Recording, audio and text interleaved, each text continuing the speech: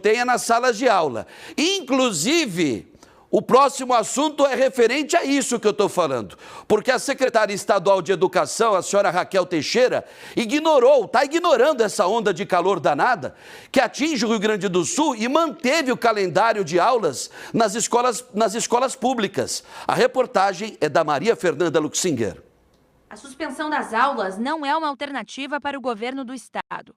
A nossa posição é clara, as aulas estão mantidas. O ano letivo começou com um atraso de 3 dias depois de uma solicitação do Sindicato dos Professores. A liminar concedida pela Justiça suspendeu as aulas, reconhecendo o calor intenso no estado. A ideia era começar uma semana depois, mas o governo recorreu e retomou dias antes. Com a segunda onda de calor no estado, uma nova solicitação do CEPERS pedia novamente a suspensão. Mas dessa vez houve diálogo, através de uma reunião. As aulas ficam mantidas, mas com autonomia das escolas. Em situações pontuais, diretores podem entrar em contato com a coordenadoria estadual e pedir a suspensão ou outras medidas para as instituições. A nova onda de calor do estado deve ter pico entre hoje e amanhã. Autonomia para, em casos extremos, específicos, definir o melhor modo de funcionamento da aula. Se começa mais cedo, se termina mais cedo, como evitar o horário de meio-dia, de 3 da tarde. Então, as situações são muito específicas, nós não temos como dar uma regra geral para todos, mas a orientação prevê essa autonomia de estudo caso a caso e da definição, eventualmente, em casos extremos, até de aula remota, o que não parece ser muito o caso agora, porque nas casas dos nossos estudantes, nem sempre eles têm condição de internet para a aula remota. O que é importante é que o calendário está mantido, as aulas estão mantidas. Quando são situações extremas, a gente sempre leva em conta o todo. A gente não leva em situação de um núcleo. A gente ouve toda a categoria, né? Os 42 do CEPERS são diretores dos mais diferentes pontos. Quando a gente vê que há uma situação extrema, que não há como continuar, nós vamos cobrar, sim, realmente, se caso não houver por parte da Secretaria de Educação uma resposta. A última medida que nós temos sempre foi assim nas greves. As greves só acontecem quando nós não conseguimos negociar dentro daquilo que é proposto por parte da nossa categoria.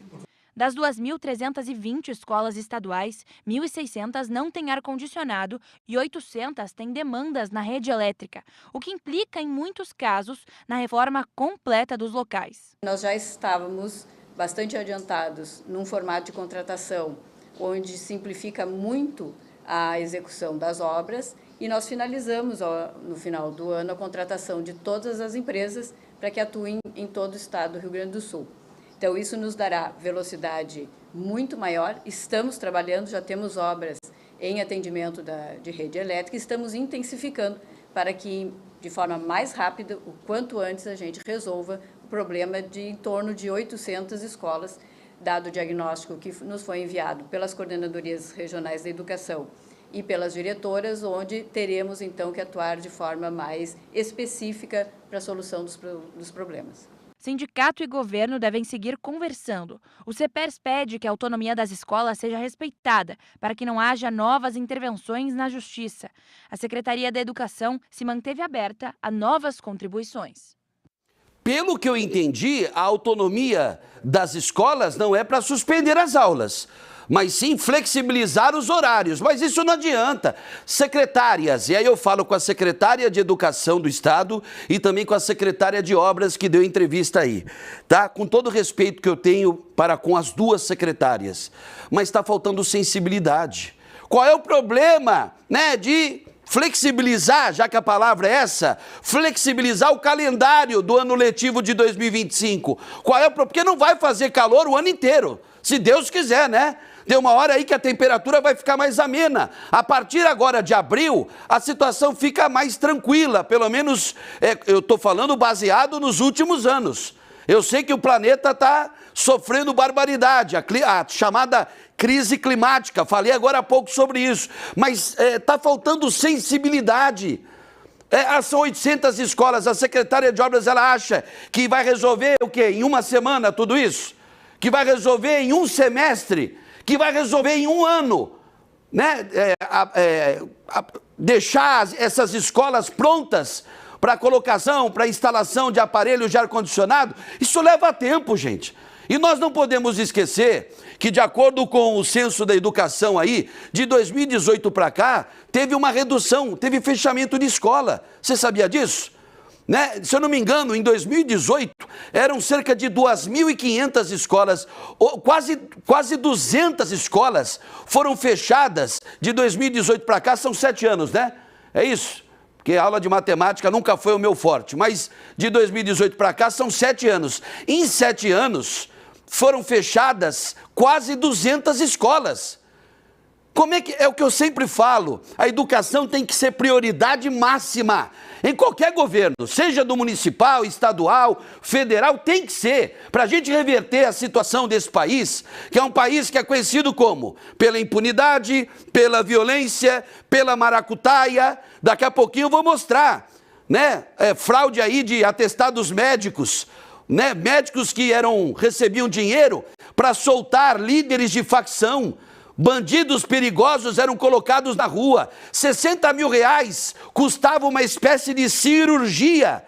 E eles fingiam que o bandido passava pela cirurgia, até aplicava anestesia, mas não cortava nada, não fazia intervenção nenhuma. E aí, depois da cirurgia, o bandido, né, tomava o rumo dele. Então a gente vive num país cheio de problemas, e a única maneira de resolver esses problemas, de dar a volta por cima, digamos assim, é através da educação.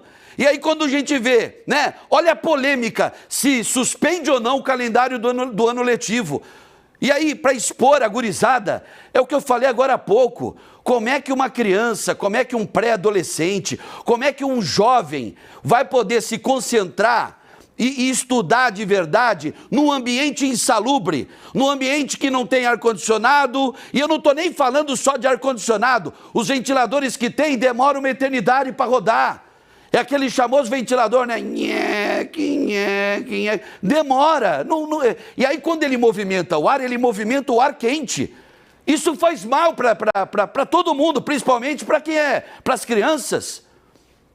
É um absurdo isso, gente. Eu acho um absurdo. Agora, repito, essa autonomia que a secretária Raquel Teixeira falou, né? Que a autonomia para as diretoras, os diretores resolverem. É só para antecipar, vai entrar que horas então? Para não ter calor, a gurizada vai entrar 4 da madrugada na sala de aula. Para não ser submetida a esse calorão todo, a gurizada vai ter que madrugar na escola. E a mesma coisa à noite, vai ter aula então começando às 10 da noite, indo até às 3, 4 da manhã. Então, em vez de flexibilizar o horário, secretária, repito, com todo o respeito que eu tenho à senhora e também à secretária de obras aí que conversou com a repórter Maria Fernanda Luxinger, o que custa suspender? Não custa nada. E nesse caso eu estou do lado do CEPES, como na maioria dos casos, né? O CEPES aí tá lutando pelos alunos, pelos estudantes, mas também pelos outros servidores da educação, que também passam mal. Eu sei que, como eu disse também há pouco, né, nas salas da direção dos colégios, sempre tem um ar-condicionado, sempre tem. Salas dos professores também deveria ter, né? Em algumas escolas não tem. Mas quem sofre mais são os alunos. Mas, na verdade, todo mundo acaba sofrendo também, porque o professor, na hora de dar aula, ele está lá no meio do calorão todo também, né? Então, é complicado, muito complicado. Bom, eu tenho um recado agora, pode vir comigo aqui, Recado importante, hein?